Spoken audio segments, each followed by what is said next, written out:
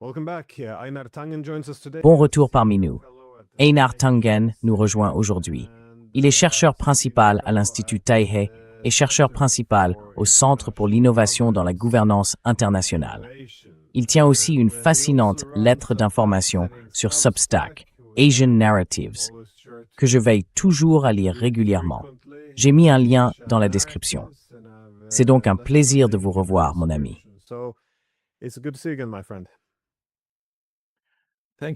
Merci beaucoup de m'avoir invité. Je crois que je parle trop, mais vos questions m'apprennent beaucoup.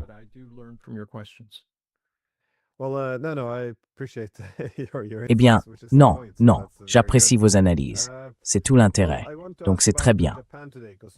Je voudrais vous interroger aujourd'hui sur le Japon, parce que vous avez écrit à son sujet, et j'ai, je suppose, deux idées en tête. D'abord, le modèle économique japonais, qui semble s'être complètement grippé. Mais je me suis dit qu'il serait bon de commencer par le partenariat entre les États-Unis et le Japon, qui semble, pas forcément se défaire, mais qui s'affaiblit clairement. Le partenariat et l'alliance entre les États-Unis et le Japon ont toujours été un pilier essentiel de l'ordre de sécurité dirigé par les États-Unis et de l'architecture économique mise en place après la Seconde Guerre mondiale. Et si l'on regarde d'abord la composante économique, certaines choses ne se passent pas bien.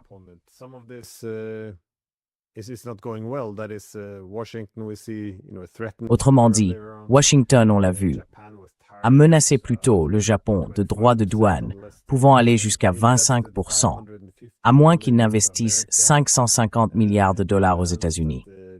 Il exige que les Japonais achètent des produits agricoles américains, de l'énergie américaine, ces avions Boeing. Ils doivent déplacer des industries stratégiques aux États-Unis plutôt que d'exporter. Et puis, oui, exercer davantage de pression pour un yen plus fort. C'est simplement, je pense qu'à court terme, les Japonais peuvent céder à la pression. Mais à long terme, s'ils veulent survivre, ils vont devoir trouver un moyen de, disons, se diversifier un peu en s'éloignant des États-Unis.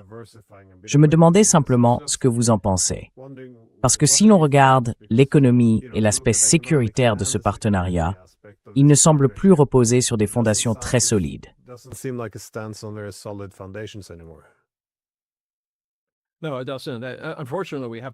Non, ce n'est pas le cas. Malheureusement, il faut remonter dans l'histoire jusqu'à la Seconde Guerre mondiale. Les États-Unis ont en substance conquis le Japon et l'occupent depuis la fin de la guerre, en 1945. Je crois que nous y avons entre 50 000 et 60 000 soldats, et nous leur avons imposé une constitution en temps de paix. Un investissement. Le Japon s'est effectivement imposé.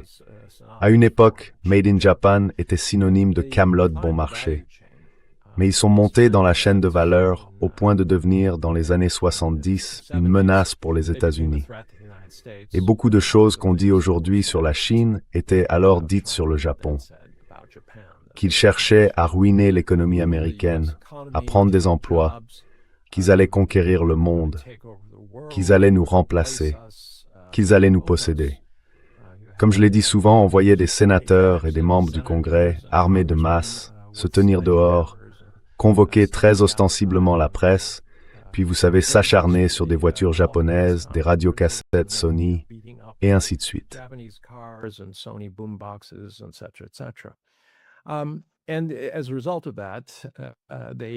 Et à cause de cela, ils ont dû signer, ou ont été forcés, contraints, selon eux, de signer les accords du Plaza signés en 1985. Ils sont entrés en vigueur en 1986. Et depuis cette époque, le Japon fait du surplace. Le yen a été lié au dollar, ce qui a rendu le yen plus cher. Par conséquent, les produits japonais sont devenus moins compétitifs. Les Japonais ont commencé à réagir en construisant des usines automobiles et d'autres usines en dehors du Japon. Mais cela a en quelque sorte vidé l'économie de sa substance. Aujourd'hui, la valeur nette de l'économie japonaise, en termes réels, en dollars réels, est inférieure à ce qu'elle était en 1986. Alors mettons tout cela ensemble. Vous avez un pays très fier. Ils ont perdu la guerre.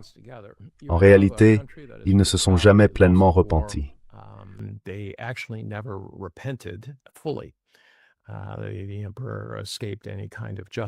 L'empereur a échappé à toute forme de justice, alors même que, de toute évidence, la guerre avait été menée en son nom, qu'il y était pleinement impliqué et que cela ne faisait aucun doute.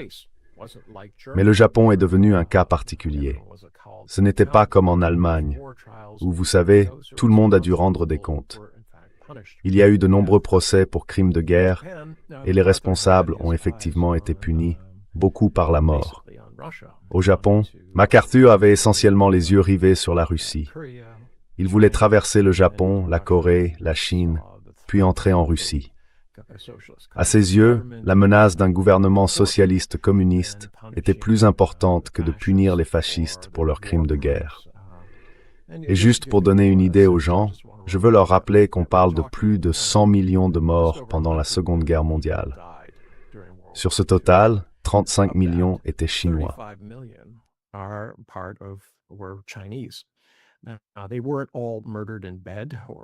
Ils n'ont pas tous été assassinés dans leur lit ou violés. Beaucoup sont morts de faim. Ou alors parce qu'on leur refusait tout type de médicaments. Ils sont littéralement morts faute de soins. Comment cela a-t-il pu arriver? Quand les Japonais sont entrés en Chine, ils ont tout pris. Ils ont pris la nourriture, ils ont pris les médicaments, tout ce qui n'était pas fixé au sol. D'ailleurs, aujourd'hui encore, vous pouvez aller au Japon et découvrir toutes sortes de trésors merveilleux pillés dans différentes villes chinoises. Il y a donc ce point non réglé dans l'histoire. Le Japon ne s'est jamais repenti. C'est important. C'est le 420e anniversaire des procès de Tokyo.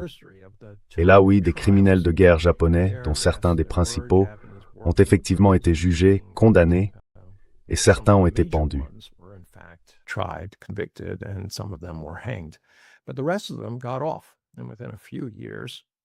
Mais les autres s'en sont sortis. Et quelques années plus tard, devinez quoi? Le grand-père de Shinzo Abe était un criminel de guerre de classe A, mais il est devenu Premier ministre du Japon. Comment est-ce possible? Eh bien, ce qui s'est passé, c'est que MacArthur, comme je l'ai dit, visait ce qu'il considérait comme de plus gros poissons. Il avait besoin du Japon comme ligne d'approvisionnement. Alors il a décidé qu'après le premier procès, il n'y en aurait plus d'autres. Les gens impliqués dans, je crois, les procès de l'unité 51 ou 53 avaient mené les mêmes expériences horribles que Joseph Mengele, le nazi allemand. Vous savez, congeler des êtres humains, opérer des embryons, ouvrir des gens pour voir s'ils pouvaient les infecter avec certaines choses.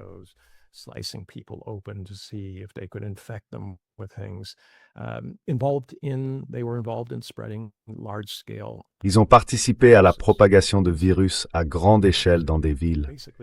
En gros, des avions survolaient les zones et de petites capsules se brisaient pour répandre l'infection, ainsi que pour empoisonner les céréales.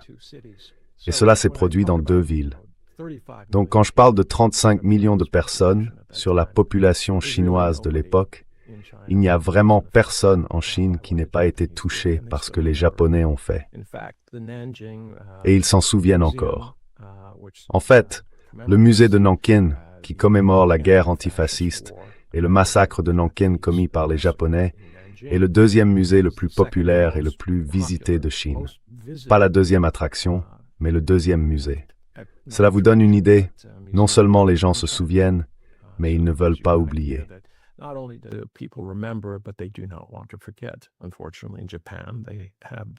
Malheureusement, au Japon, ils ont pratiquement essayé d'effacer cette partie de l'histoire. Et même dans leur manuel scolaire, aujourd'hui, quand ils enseignent aux enfants, ils ne parlent pas de ce que l'armée japonaise a fait. Ils insistent sur le fait que le Japon a perdu la guerre et que c'est peut-être là son seul crime. Et qu'à Nankin, la courageuse armée japonaise empêchait les seigneurs de guerre chinois de se violer et de se piller entre eux. Bien sûr, c'est totalement faux. Si beaucoup d'entre eux n'ont pas été condamnés, c'est parce qu'ils ont eu suffisamment de temps pour détruire toutes les preuves. En Allemagne, les preuves ont été conservées et c'est pour cela qu'ils ont pu poursuivre ces criminels. Mais dans ce cas précis, les criminels ont détruit les preuves.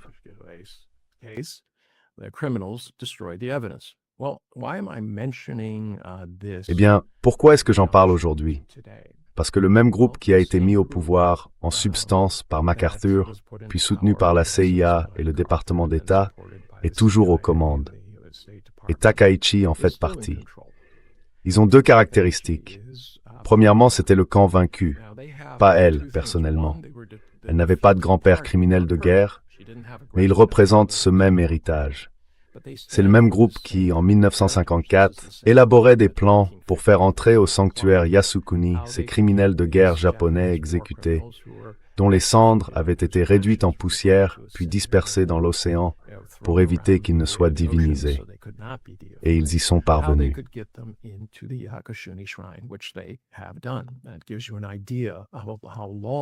Cela vous donne une idée de l'importance et de la durée de tout cela pour eux. Ces tendances fascistes perdurent et ils ne s'en excusent pas. Ils poursuivent donc ici plusieurs objectifs complexes, à mon avis bien sûr. Ils n'aiment pas avoir des troupes américaines au Japon, dont beaucoup sont des personnes de couleur. Le Japon n'est pas réputé pour bien accueillir les étrangers, les gaijin, et ils n'aiment vraiment pas ça. Surtout lorsqu'il y a des incidents impliquant des viols, des meurtres, et ainsi de suite. Il y a donc ce désir de se débarrasser des étrangers. Mais comment faire? Il y a une constitution de paix. Et cette constitution précise qu'ils ne peuvent pas s'engager dans des actions agressives. Ils ne peuvent que se défendre.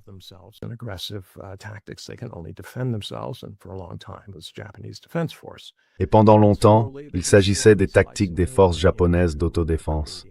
Mais, petit à petit, ils ont procédé par petites tranches pour créer une armée active. Et pourquoi veulent-ils faire ça? Eh bien, Takaichi et Shinzo Abe ont clairement dit qu'ils voulaient, je cite, « normaliser le Japon ». Fin de citation. Et qu'est-ce que cela signifie? Au fond, ils veulent rédiger leur propre constitution, se réarmer et devenir une puissance comme les autres. Et ils invoquent la Corée du Nord et bien sûr la Chine. D'une certaine façon, la Chine est l'ennemi. Pourquoi? C'est pratique. Les États-Unis ont un problème avec la Chine. Le Japon est proche des États-Unis. Donc faire bloc et dire que la Chine est l'ennemi, c'est facile. Sauf que le Japon est étroitement lié à la Chine sur le plan économique. Il y a des usines ici.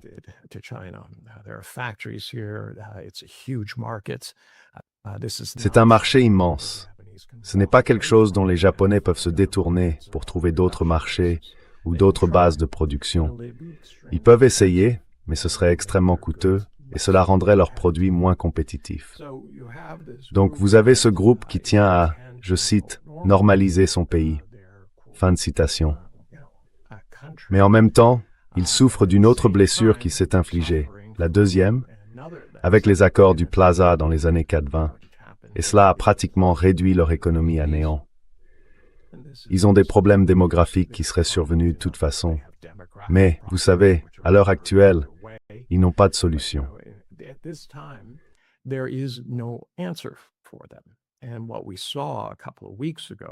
Et ce qu'on a vu il y a quelques semaines, c'est Besant, qui a été l'architecte, avec George Soros, de la crise financière asiatique.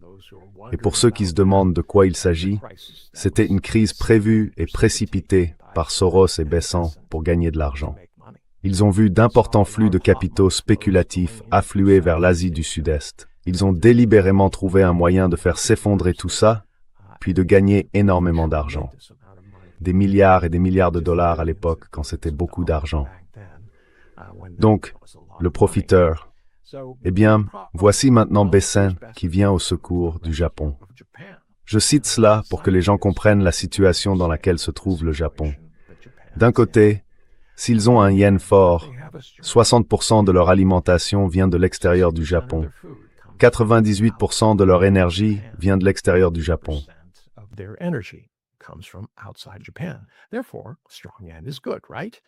Donc, un yen fort, c'est une bonne chose, n'est-ce pas? Ils peuvent acheter ces biens qui sont absolument nécessaires. L'énergie et la nourriture, c'est très important. Ce sont des produits de première nécessité. Mais d'un autre côté, un yen fort rend les produits japonais moins compétitifs. Or, l'exportation est une composante majeure de l'économie japonaise. Donc, avec un yen plus faible, ils paieront davantage pour les produits de première nécessité. Mais en théorie, ils pourront vendre davantage de produits au moins de façon compétitive. Avec un yen fort, c'est exactement l'inverse. C'est donc cette situation de tiraillement dans laquelle ils se trouvent. Ils n'ont pas de réponse claire. Takaichi n'a jamais vraiment abordé cette question. Elle a simplement dit, nous allons y injecter davantage d'argent, nous allons mobiliser l'énorme épargne des Japonais et essayer de les convaincre ou de les pousser de force.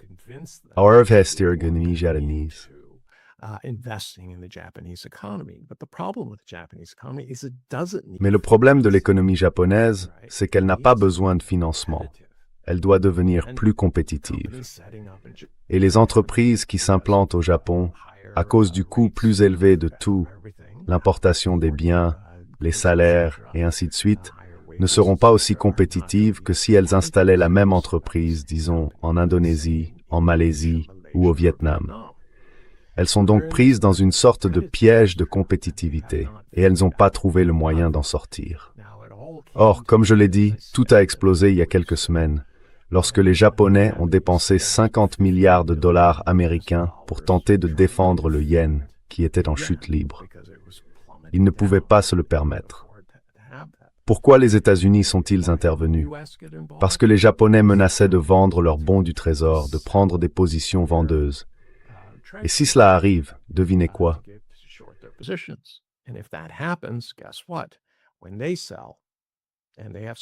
Lorsqu'ils vendent et qu'ils détiennent des quantités importantes, les taux d'intérêt sur les obligations vont augmenter. Cela ne concerne pas les taux d'intérêt des titres déjà en circulation. Eux, ils restent les mêmes. Mais comme le Trésor emprunte de plus en plus pour financer l'énorme dette créée par Donald Trump, il paiera davantage d'intérêts. Et là, enfin, vous savez, le gouvernement américain verse déjà plus de 1 000 milliards de dollars d'intérêts sur un budget de 6 000 milliards de dollars, ou un peu moins, approximativement. Et devinez quoi? Déjà environ un tiers de cela, soit un peu moins de 2 000 milliards, est déjà emprunté. Donc disons que je gagne 100 000 dollars, mais que j'en dépense 150 000, et que j'ai ces 150 000, d'accord, environ 1 600 dollars.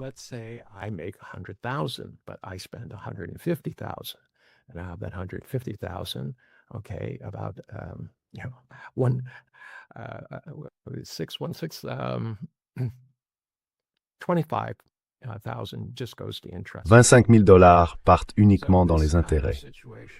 Donc ce genre de situation n'est pas tenable. Mais vous savez, Besen et Trump raisonnent à très court terme.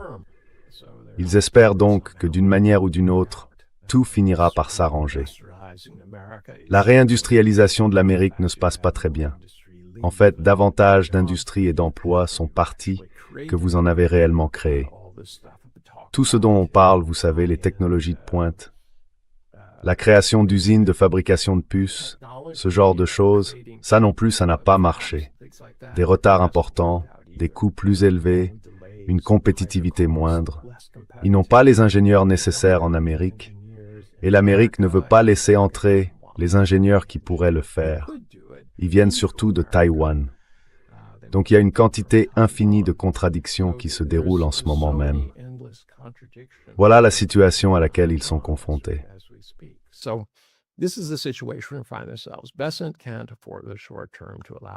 Besen ne peut pas se permettre, à court terme, de laisser les Japonais vendre des bons du Trésor américain parce que cela ferait grimper ses coûts d'emprunt.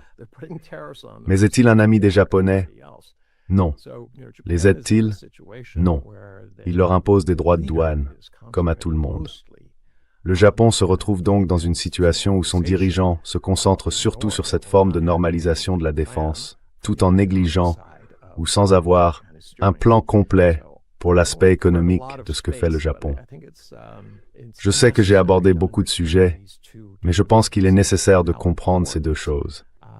À quel point la Seconde Guerre mondiale reste importante et pertinente, et puis toute cette question du TASEC, ainsi que la position dans laquelle se trouve le Japon.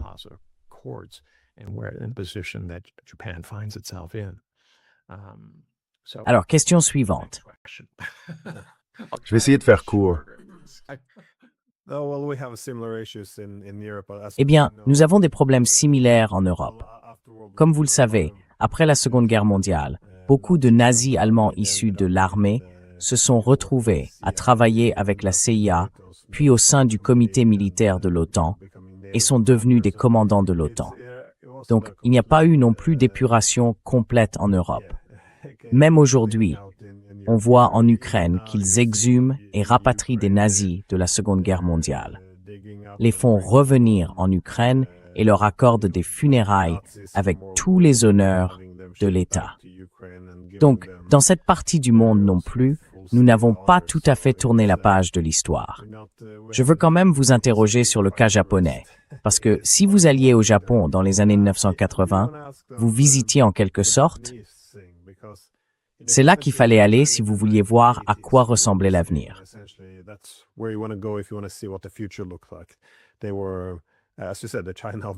Ils étaient, comme vous l'avez dit, la Chine de leur époque. Mais cela a changé de façon assez fondamentale aujourd'hui. Et bien sûr, une grande partie de tout cela remonte aux années 80.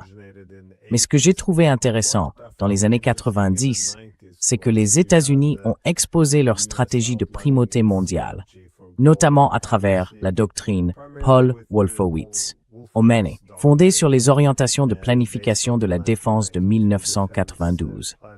Ils y esquissaient en quelque sorte l'objectif des États-Unis ou la manière dont ils allaient développer et maintenir l'unipolarité. Et c'était intéressant parce que le Japon était perçu de deux façons. D'un côté, c'était un allié essentiel et un pilier de la puissance américaine. Pour avoir une primauté mondiale, il faut des partenaires.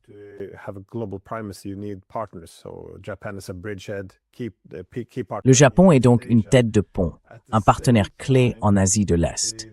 En même temps, ils ont reconnu que le Japon avait le potentiel pour devenir un centre de pouvoir indépendant. Il devenait trop puissant. Et comme ce document stratégique américain de 1992 l'exposait très clairement, nous ne pouvons pas accepter que des pays comme l'Allemagne, le Japon ou n'importe quel autre deviennent indépendants des États-Unis. Ils doivent toujours nous servir. Ce qui rejoint l'idée selon laquelle les États-Unis n'ont pas d'alliés, mais des vassaux. Il y a beaucoup de vrai là-dedans. Je me demandais simplement ce qui a fait s'effondrer l'économie japonaise, ou son modèle économique, parce que beaucoup font remonter cela aux accords du Plaza.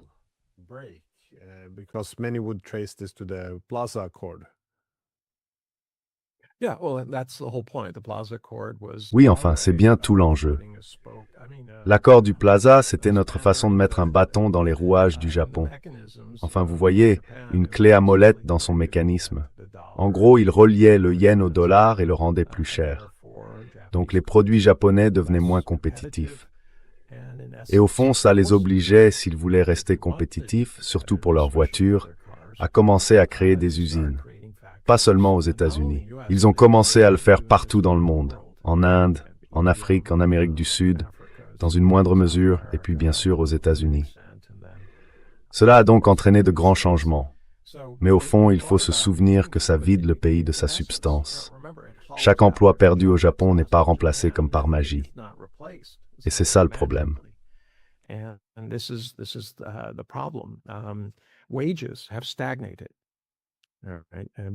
Les salaires stagnent. Vous savez, ils n'augmentent tout simplement pas. Le coût de la vie augmente, mais pas les salaires eux-mêmes. Donc, si vous parcourez le Japon aujourd'hui, vous voyez une économie en déclin. Les villes restent animées, mais quand on regarde les gens, ils vivent dans des appartements minuscules, de la taille d'une boîte d'allumettes. Ils ont assez d'argent pour vivre et manger. La plupart du temps, on voit désormais des personnes âgées qui ont recours à d'autres moyens pour s'en sortir, y compris s'asseoir sur des bancs dans les parcs et accueillir des inconnus. Et vous savez, c'est un vrai problème. C'est une société qui stagne. Et puis, si vous sortez des villes, vous voyez de belles maisons qui sont vides.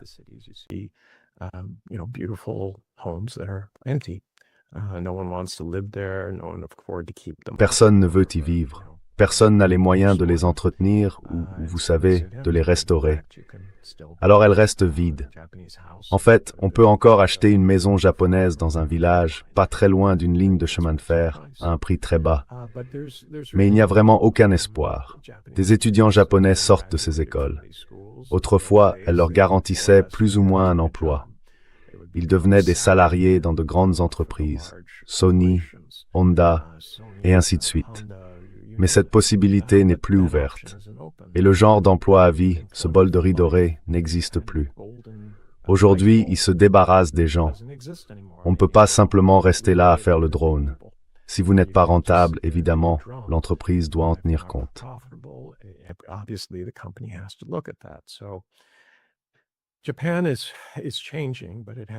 Le Japon change, mais il n'a pas changé en phase avec l'ordre économique mondial. Vu ce que le Japon possède et à quel point nombre de ses ingénieurs sont manifestement brillants, où est l'IA japonaise? Est-ce que personne ne se pose cette question? C'est la même chose que je me demande à propos de l'Europe. Où est l'IA européenne, développée localement? Je veux dire, aujourd'hui, il n'y a essentiellement que la Chine et les États-Unis. Mais en théorie, la Corée du Sud, l'Europe, le Japon devraient se disputer cette place. Ils ont les ingénieurs, l'expertise technologique, ils ont des industries liées à tout ça, y compris, vous savez, la fabrication de puces, et ainsi de suite. Mais ils ne sont pas là. Et c'est quelque chose qui me préoccupe vraiment.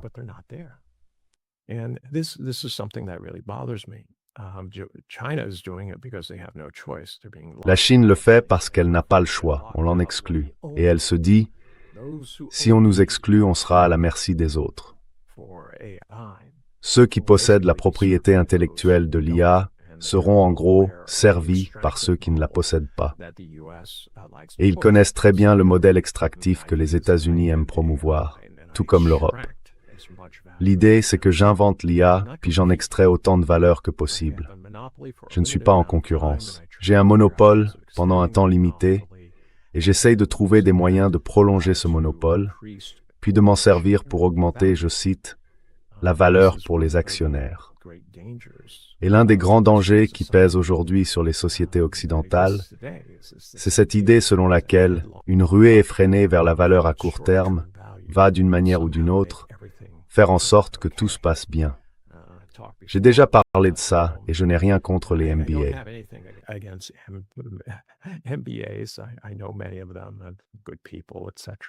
Je sais que beaucoup d'entre eux sont de bonnes personnes et tout ça, mais au fond, on leur apprend, et pas seulement on l'exige d'eux, surtout s'ils font partie de l'équipe de direction ou d'un conseil d'administration, de maximiser la valeur pour les actionnaires. C'est ce qu'on vous dit dans les conseils d'administration. Ensuite, on vous dit, vous devez maximiser la valeur pour les actionnaires. Si vous n'êtes pas d'accord avec ça, vous ne pouvez pas siéger dans ce conseil. En fait, vous ne pouvez siéger dans aucun conseil. Mais qu'est-ce que ça veut dire, maximiser la valeur?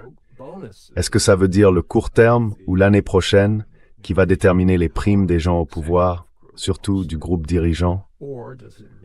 Ou est-ce que ça veut dire les bénéfices à long terme de ce groupe particulier en matière de planification à long terme, des gens qui y travaillent, des fournisseurs et des relations?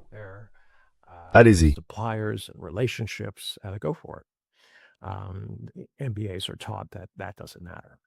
Dans les MBA, on vous apprend que ça n'a pas d'importance, que c'est juste quelque chose qu'on manipule pour toucher sa prime. Donc il y a de vrais problèmes. Ce n'est pas le capitalisme. Le capitalisme, c'est simplement la description d'un processus. Mais quand vous faites du capitalisme une idéologie, en disant qu'il résoudra tout et que la main invisible voit tout, sait tout et fait tout, alors vous devenez l'école de Chicago. Vous remplacez, vous utilisez vos modèles mathématiques en substance pour prétendre avoir trouvé Dieu et que Dieu est la main invisible. Ça n'a pas très bien marché. On n'entend plus beaucoup parler de l'école de Chicago, mais les écoles de MBA continuent de produire à la chaîne ces gens brillants qui pourraient peut-être être employés ailleurs pour gagner de l'argent, comprendre les affaires.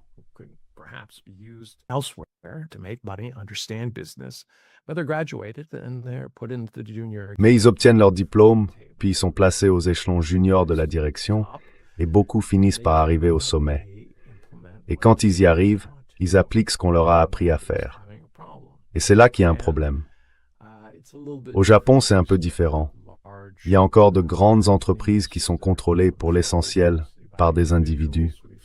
On a vu ce qui s'est passé avec Samsung, etc. Vous savez, le dirigeant est allé en prison, mais il reste quand même à la tête de l'entreprise. Et il y a même des tentatives pour dire en quelque sorte, bon, vous savez, tout ça a été politique. La concentration des richesses continue, et ça n'aide pas la société. Au fond, une grande partie de tout cela revient à la question de ce que, selon vous, le gouvernement devrait faire.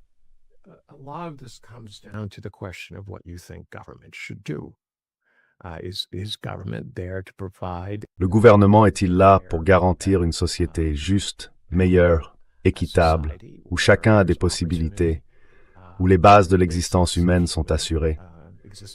Vous savez, les nécessités, y compris les soins de santé, sont fournis, tout comme les nécessités de la vie en société. Il faut des routes, des communications, des égouts, de l'eau, toutes ces choses-là. Et il faut une économie qui fonctionne. Est-ce cela qu'ils sont censés faire? Ou sont-ils censés répondre à ceux qui sont les plus puissants et les plus riches? En substance, être des lobbyistes ou des chiens dressés qui réagissent au sifflement de leurs propres sponsors, des gens très riches. On le voit très clairement aux États-Unis. Je veux dire, nous avons parlé tout à l'heure de la doctrine Powell, et il ne s'agit pas du Powell qui était secrétaire d'État.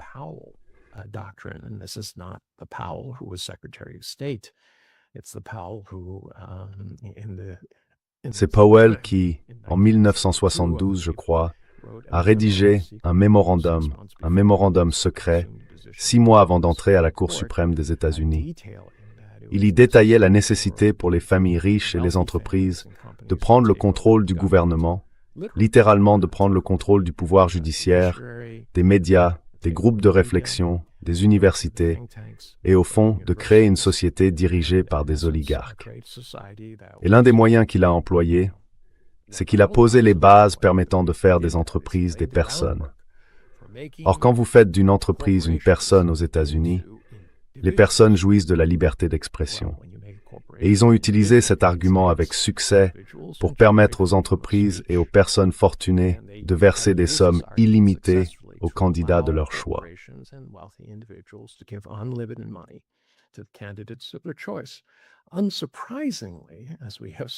Sans surprise, comme on l'a vu avec Trump et beaucoup d'autres, ceux qui paient jouent aussi.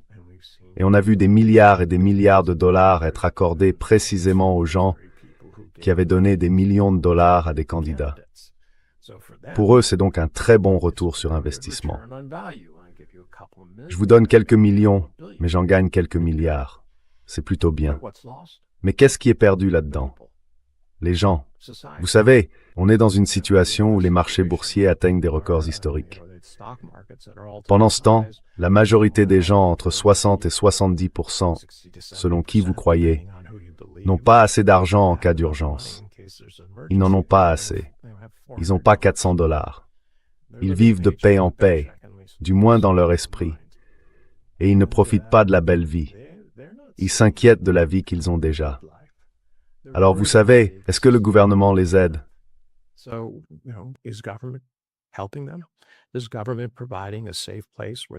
Le gouvernement leur offre-t-il un cadre sûr où ils n'ont pas besoin d'une arme pour se protéger?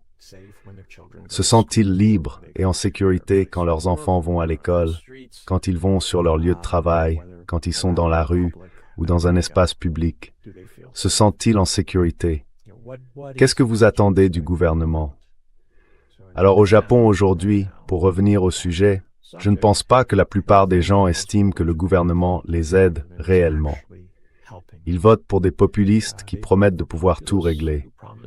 C'est assez simple, il suffit d'y injecter de l'argent. Mais, vous savez, au Japon, la dette représente 250% du PIB. Une grande partie relève de ce qu'on appelle le carry trade. On peut décortiquer cette dette, et elle n'est pas aussi grave qu'elle en a l'air. Mais cela reste un chiffre colossal, très très supérieur à celui des États-Unis.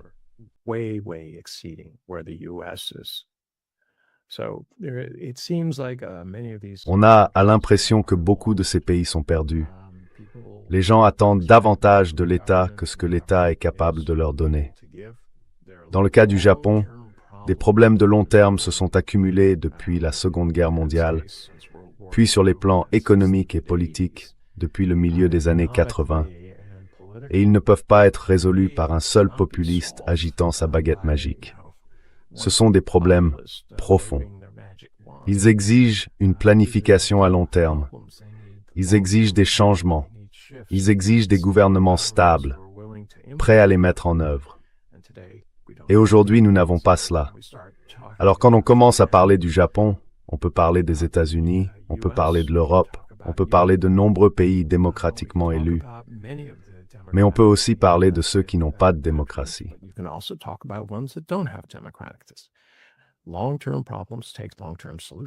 Les problèmes de long terme exigent des solutions de long terme, et la bonne gouvernance, c'est avoir des gouvernements capables de les mettre en œuvre. Je veux dire récemment Zhu Rongji, qui était le premier ministre de la Chine, ce qui signifie, en gros, qu'il dirigeait le gouvernement par opposition au parti, même s'il était bien sûr membre du parti. Le fait est qu'il a pris des décisions extrêmement impopulaires. Il a démantelé les entreprises d'État qui vous garantissaient pratiquement un emploi à vie, mais pas une très bonne vie pour autant. Vous aviez une paye, un salaire, mais il ne se passait pas grand-chose de plus. Il a dit que ça devait changer. Il a instauré, en substance, non pas la propriété privée des biens, mais des droits privés sur les biens, par le biais de baux. Et ce fut le plus grand transfert de richesse de l'histoire moderne.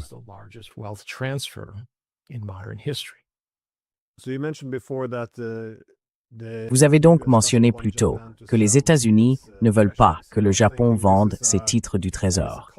Et je me suis dit que c'était, j'imagine, un thème récurrent.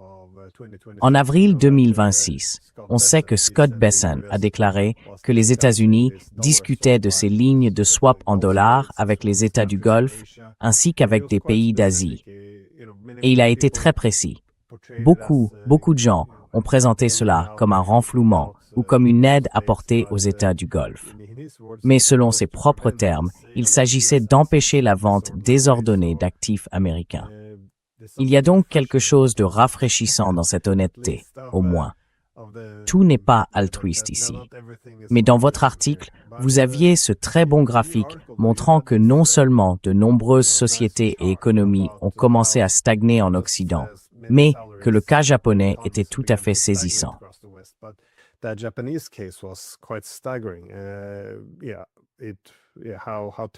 Oui, la situation est terrible.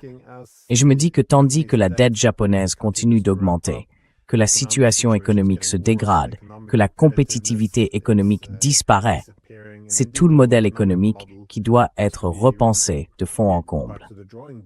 Pendant que tout cela se produit, on voit maintenant que les États-Unis sont dans une situation très difficile. Ils jouent désormais ce rôle-là. Ils cherchent à extraire des bénéfices, des actifs, des investissements de leurs propres alliés ou États satellites. Et il semble que quelque chose va finir par céder. On le voit en Europe, mais je pense que le Japon est aussi sans aucun doute un candidat potentiel. Mais que se passerait-il si le Japon commençait vraiment à s'effondrer? Parce que, vous savez, en ce qui concerne les marchés obligataires américains, ils sont très étroitement liés à l'économie américaine.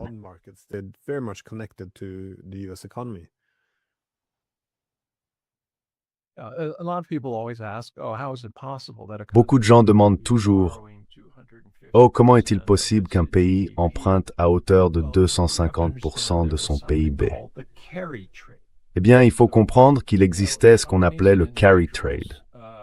En gros, des entreprises et des particuliers, surtout des entreprises, mais ça pouvait aussi être un très gros particulier, pouvaient aller à la Banque du Japon et emprunter de l'argent à pratiquement 0%.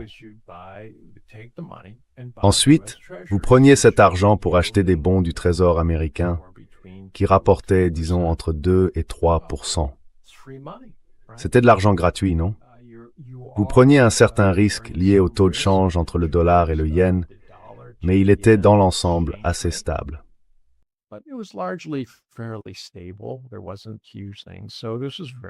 Le risque n'était pas énorme, donc c'était très très populaire. Beaucoup d'entreprises l'ont fait.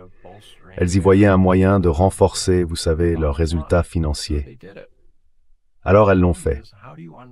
Le problème, c'est comment dénouer tout ça, surtout quand la Banque du Japon, une partie de la raison pour laquelle le yen a autant baissé, c'est que les gens anticipaient que la Banque du Japon baisserait ses taux. Ces 2 dernières années, elle les a augmentés, en essayant de relancer l'économie. Emprunter à taux zéro n'aidait pas les entreprises japonaises. Elles n'investissaient pas cet argent dans l'industrie japonaise, ni dans quoi que ce soit de ce genre. Elles l'investissaient simplement dans des bons du Trésor américain.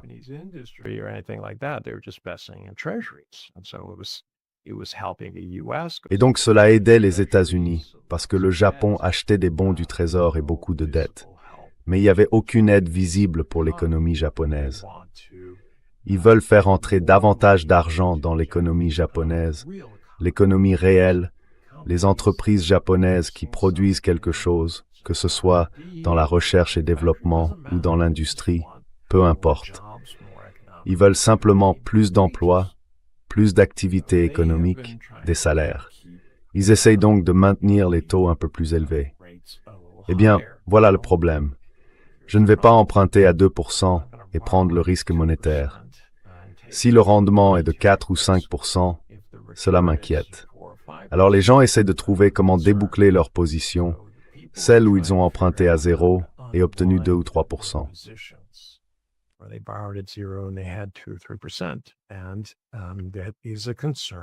Et c'est une source d'inquiétude pour le gouvernement américain parce qu'il a besoin d'acheteurs pour ses bons du Trésor.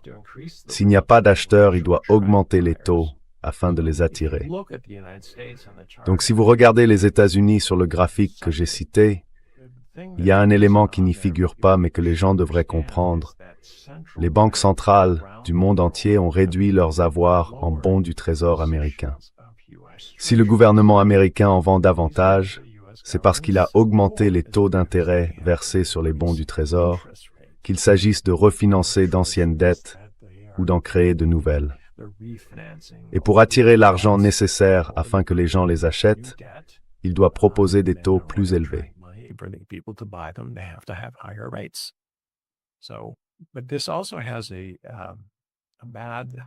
Mais cela a aussi un mauvais effet secondaire. Disons que vous savez, si j'ai acheté il y a 5 ans un bon du Trésor américain à 10 ans, je touchais moins de 3%. Et qu'aujourd'hui, le taux se rapproche plutôt de 6%, j'ai perdu énormément de valeur sur ce placement. Je vais peut-être pas le constater. Je vais peut-être me dire, bon, gardons-le. Je ne touche pas beaucoup d'intérêt. En gros, ça couvre juste l'inflation, mais je ne comptabilise pas la perte. Alors je vais le conserver. Peut-être que dans quelques années, Trump ne sera plus là. Quelqu'un changera quelque chose. Les taux baisseront. Personnellement, je pense que c'est un fantasme, vu le niveau de dette des États-Unis. Mais ils ne veulent pas reconnaître ces pertes. Et c'est la même chose du côté japonais.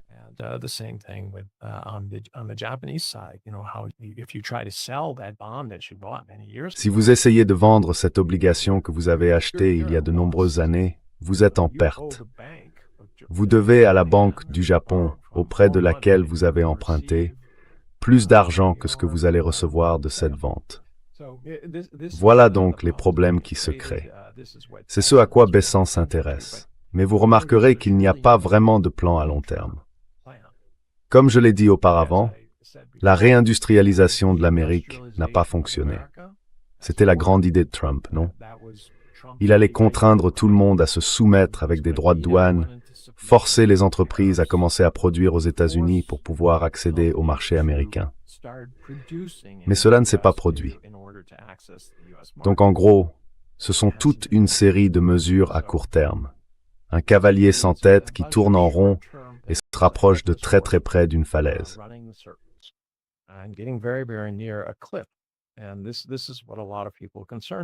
Et c'est ce qui inquiète beaucoup de gens. Et il y a une chose à laquelle les gens devraient prêter une attention particulière. Cette bulle numérique, la bulle de l'intelligence artificielle. Vous avez commencé à regarder les valorisations d'avant, puis tout à coup, la Chine est arrivée avec un modèle différent. En gros, la seule chose à savoir, c'est qu'Anthropic veut vous vendre un token qui accomplit beaucoup de travail pour $30. Et les Chinois vous vendront le même token, capable de faire à peu près le même travail pour 50 centimes. Or, les projections de bénéfices d'Anthropic et tout le reste repose sur un prix de $30. Mais en réalité, la Chine a sapé cela en proposant un système différent, ce qu'ils appellent un système ouvert, qui va faire tomber le prix à 50 centimes.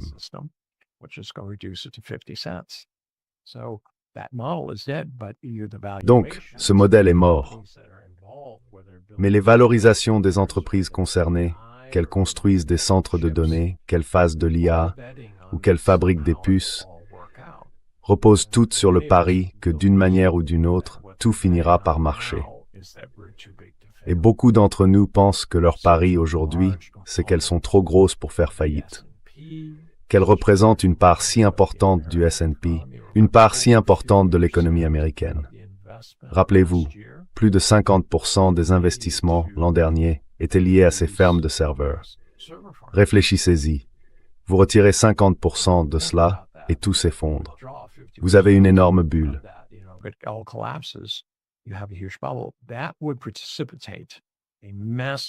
Cela déclencherait un problème énorme pour les États-Unis. L'argent disparaît, les gens sont ruinés, des milliards sur le papier ne deviennent plus rien sur le papier. Et vous avez quelque chose qui ressemble à un mélange du crash de Wall Street et de la crise financière. Si ça intéresse quelqu'un, il devrait regarder les graphiques qui montrent les différentes bulles comme la bulle Internet, mais aussi la crise financière, la bulle des caisses d'épargne et de crédit. Tout cela, c'est aux États-Unis. Et puis comparez ça à la quantité d'argent investi dans l'IA. Je veux dire, vous savez, toutes ces bulles sont plus ou moins comme ça. Elles suivent toutes une certaine courbe. L'IA est tellement au-dessus. C'est extrêmement dangereux.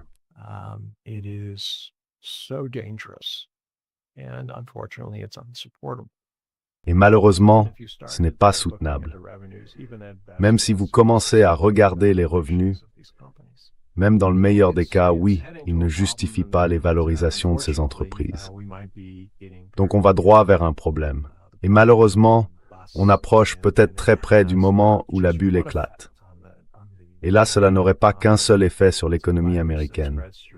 Ce serait un virus qui se propagerait dans le monde entier et qui ferait chuter des économies.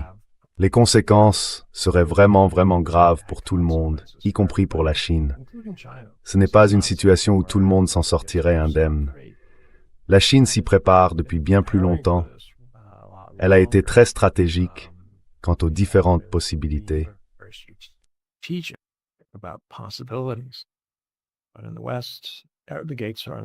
Mais en Occident, les portes ne sont pas gardées. On n'entend rien venant d'Europe qui parle réellement de ces dangers. Il y a quelques économistes qui disent, bon, vous savez, on devrait s'en préoccuper, mais personne n'a. Enfin, il y en a quelques-uns. Je veux dire, Michael Burry, qui avait prévu la crise financière de 2008, il prend agressivement des positions à la baisse, pensant qu'il va beaucoup profiter de l'effondrement du système financier. C'est possible. Mais ensuite, la question c'est, qu'est-ce que vous faites de votre argent? Si nous connaissons le genre de ralentissement économique cataclysmique que j'anticipe, avoir beaucoup de liquidités ne sera pas forcément une bonne chose. Parce que ces liquidités, elles sont dans quoi?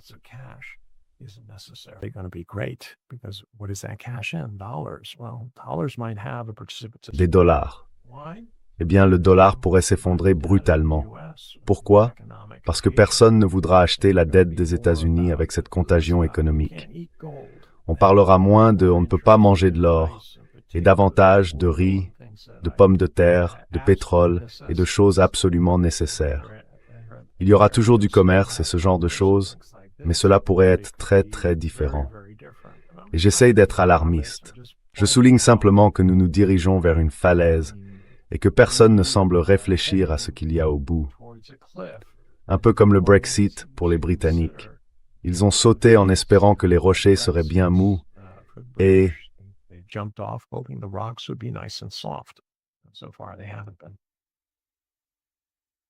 Jusqu'à présent, non. Eh bien, je me demande ce que les pays font pour s'y préparer. Parce que, comme vous l'avez dit, si c'est l'ensemble de l'économie mondiale qui chute avec ça, c'est difficile d'éviter d'être touché. Mais quand on regarde des pays comme la Chine, que font-ils concrètement pour minimiser les conséquences pour eux-mêmes?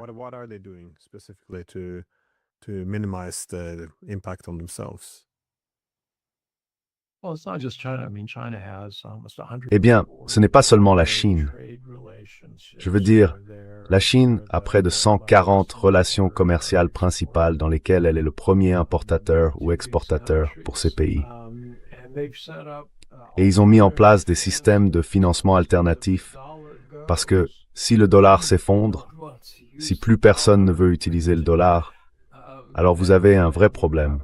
Aussi parce que les États-Unis ont fait pression sur eux en utilisant SWIFT comme une arme, etc., etc., nous le savons tous.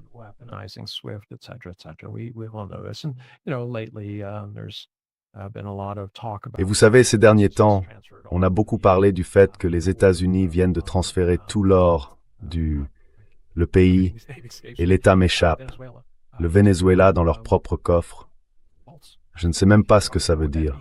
Vous avez juste pris l'or. Enfin, en règle générale, je dirais que c'était un braquage.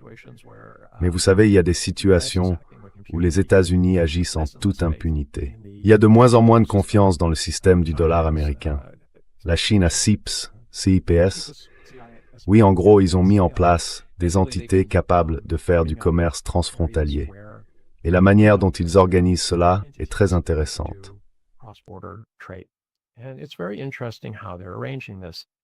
Ils ne rendent pas le yuan chinois pleinement convertible. Ça veut dire que si je suis en Chine, ici, en ce moment, et que je veux le convertir en dollars américains, c'est difficile. Je dois montrer comment j'ai gagné cet argent.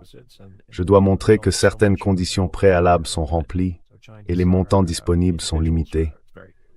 Il y a un plafond. Donc pour les particuliers chinois, c'est très difficile de convertir leur argent. Cela dit, c'est différent du yuan chinois utilisé comme monnaie de commerce. Par exemple, une grande partie des échanges actuellement entre la Russie et la Chine, ou entre l'Iran et la Chine, ainsi qu'avec beaucoup d'autres pays, se fait en renminbi, en yuan. Donc ce qu'ils font, c'est qu'ils facilitent cela.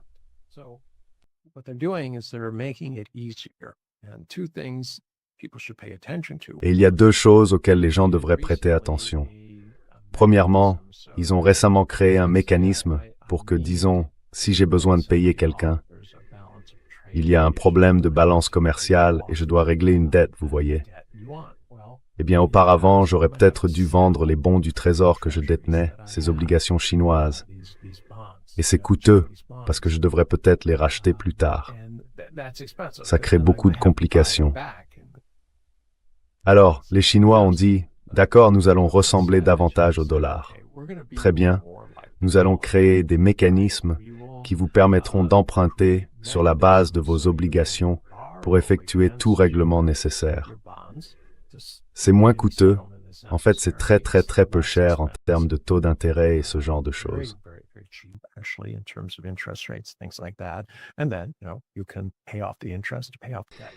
Et puis, vous savez, vous pouvez rembourser les intérêts, rembourser la dette, faire tout ce qui est nécessaire.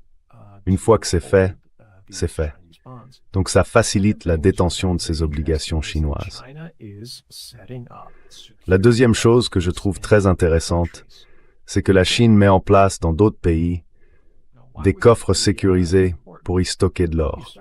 Alors pourquoi est-ce important? Eh bien, vous commencez à regarder la quantité d'or que possède la Chine et vous vous dites que si le dollar américain baisse, l'or va probablement monter.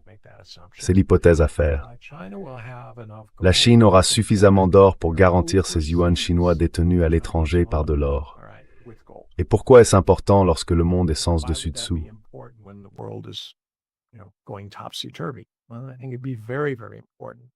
Eh bien, je pense que ce serait très important.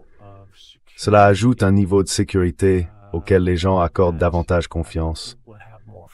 Parce que les Chinois n'appliquent aucun critère idéologique aux échanges qu'ils font. Ils commercent avec des pays démocratiques.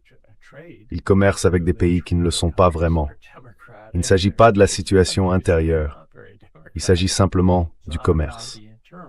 Donc cela pourrait être très attractif. Mais le fait qu'ils installent ces coffres-forts à l'étranger, ils en ont un à Hong Kong, et il y a des projets dans d'autres endroits au Moyen-Orient et ailleurs, montre clairement, à mes yeux, qu'ils se préparent à l'éventualité d'une ruée sur le dollar. Et alors qu'est-ce qu'on fait?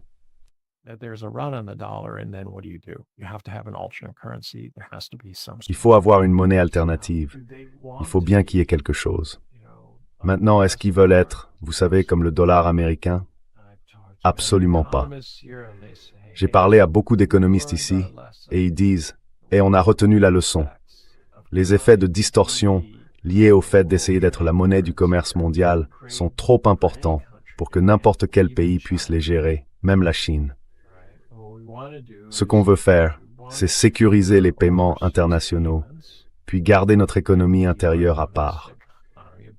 Les Chinois ne veulent pas de ce qu'on appelle des flux de capitaux spéculatifs, des flux d'investissement, en gros de l'argent qui parie, d'accord, qui entre en Chine et vient bouleverser leur marché boursier. Ils veulent que les marchés boursiers fonctionnent en fonction de l'économie réelle.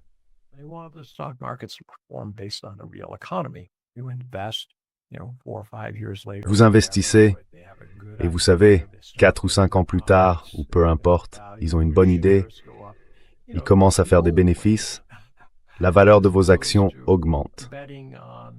Vous savez, à l'ancienne. Plutôt que de parier sur le niveau que va atteindre le taux d'intérêt de la Banque de Chine, ou d'essayer de voir s'il y a un coup rapide à jouer sur une action en particulier, parce que vous pensez qu'ils vont faire une annonce, dans un sens ou dans l'autre. C'est l'une des raisons pour lesquelles ils ne s'intéressent pas ici, en Chine, au marché des options. Ils disent donc, nous voulons que notre économie reste réelle, et nous voulons évidemment nous assurer que les gens aient confiance pour faire des transactions avec nous. Et c'est à cela qu'ils se préparent.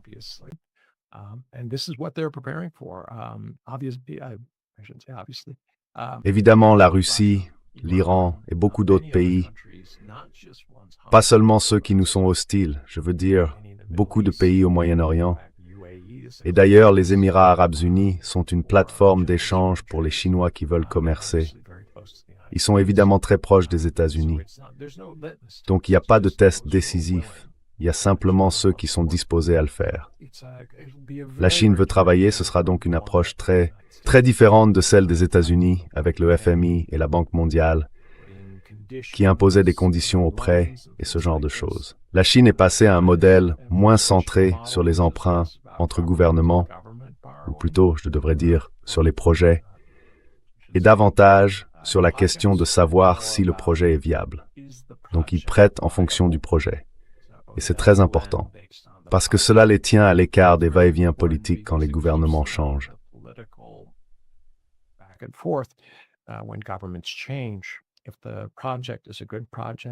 Si le projet est bon et qu'il peut s'autofinancer, il y a de fortes chances qu'il se poursuive et qu'il continue à rapporter de l'argent. Non, ce n'est pas une question politique. Mais si l'argent a été prêté à un parti politique au pouvoir et que ce parti perd le pouvoir, alors bien sûr, le camp d'en face dira « corruption ». C'était un mauvais projet et c'est de la diplomatie du piège de la dette et toutes ces choses-là. La Chine en a donc tiré une dure leçon et elle continue dans cette voie. La Chine, vous savez, ne s'engage pas seulement sur le plan financier. Elle est attachée à cette initiative des nouvelles routes de la soie. Et comme Xi Jinping l'a dit l'an dernier, le cadre des nouvelles routes de la soie est en place. Il y a ces ports, ces aéroports, ces ports maritimes, ces routes, ces voies ferrées. Et c'est une connexion de base entre de très nombreux pays qui leur permet d'exporter leurs marchandises et d'en faire venir en fourre-tout.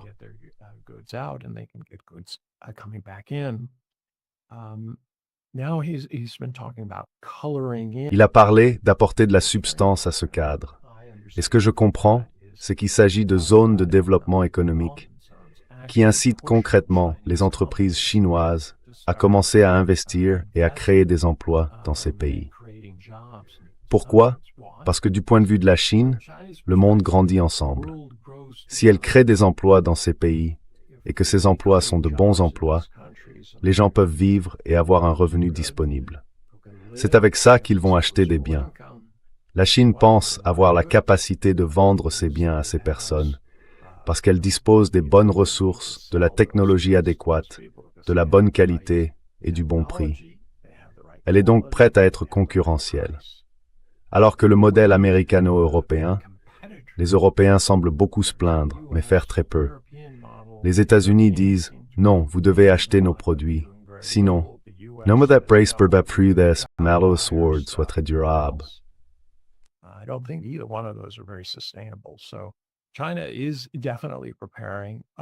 La Chine, elle, se prépare clairement. D'autres pays, j'ai parlé à des représentants de différents pays, en Amérique du Sud, en Afrique, etc., comprennent les grandes lignes de ce qui se passe. Ils sont très intéressés. Ils essayent simplement de comprendre comment cela les affecte. En ce moment, ils sont tous dans des situations difficiles. Beaucoup ont des dettes libellées en dollars et cherchent à comprendre comment les échanger. Pour les pays, les dettes libellées en dollars sont très élevées. Prenons par exemple le Maroc. Ils paieront 8, 9, 10% sur des prêts destinés à des projets ou sur des prêts souverains. Cela peut être 6, 7, 8%. Alors que les obligations dim sum, les obligations émises en devises chinoises, sont à moins de 3%.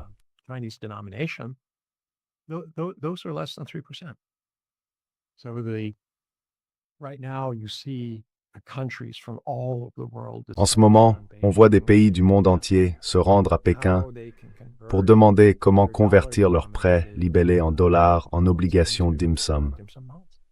Cela crée un problème pour les États-Unis. S'il n'y a pas d'appétit pour acheter ces obligations, investir aux États-Unis ou emprunter auprès des banques et institutions américaines, vous asséchez un vivier de capitaux. Les gens ne veulent pas détenir ces instruments. Il sera très intéressant de voir comment cela va évoluer. Une réserve pour tous ceux qui nous écoutent. En général, je suis plutôt bon sur la direction, mais pas sur le timing. Si j'étais bon sur le timing, je serais George Soros et je serais bien plus riche. Je serais, comme je le dis, en train de fixer le prix de grands yachts ou de petits pays.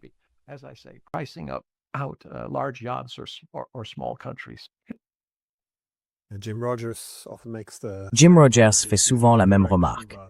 Il voit la direction que prennent les choses, mais son timing n'est pas très bon. Mais je pense qu'il est difficile d'avoir le bon timing. Quoi qu'il en soit, Sal, merci beaucoup d'être venu dans l'émission pour nous éclairer sur cette évolution.